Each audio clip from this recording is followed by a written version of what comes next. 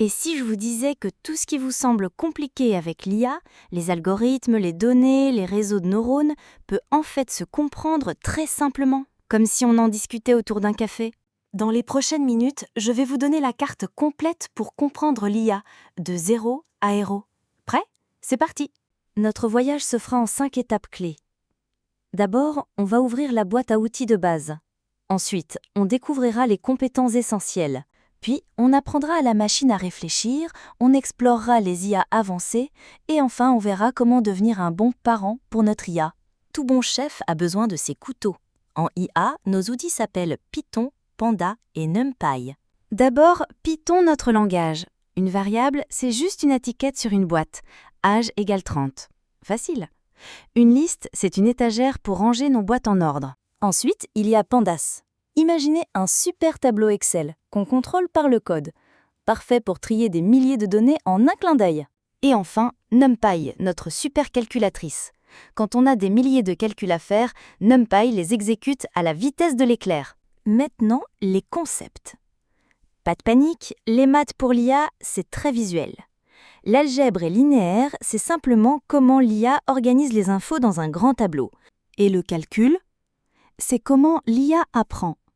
Imaginez que l'erreur de l'IA est une montagne. Pour s'améliorer, elle doit trouver le chemin pour descendre dans la vallée. C'est ça, la descente de gradient. Mais la compétence la plus importante, c'est de savoir préparer les données. 90% du travail, c'est de nettoyer le désordre. Une IA ne peut pas apprendre avec des données sales. Il y a 2 façons principales d'apprendre à une machine. La première, c'est l'apprentissage supervisé. C'est comme montrer des cartes à un enfant.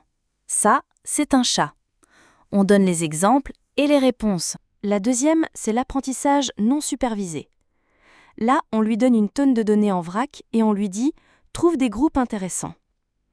L'IA va regrouper toute seule les clients qui se ressemblent, par exemple.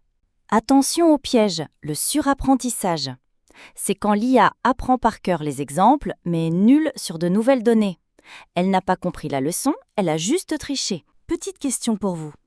Quand votre service de musique vous recommande de nouveaux artistes basés sur ce que vous écoutez, à votre avis, c'est de l'apprentissage supervisé ou non supervisé? Mettez votre réponse en commentaire.